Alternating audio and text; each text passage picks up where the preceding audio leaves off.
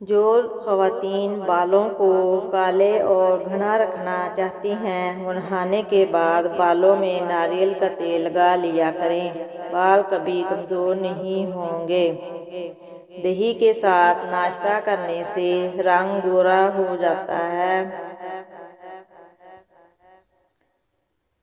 Aloe vera में हल्दी मिलाकर चेहरे पर लगाओ, चेहरे के दाग धब्बे दूर हो जाएंगे।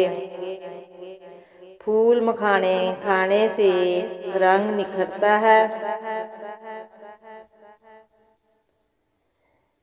जो लोग किसी से हसद करते हैं उनके घर में परेशानियां ज़्यादा होती हैं।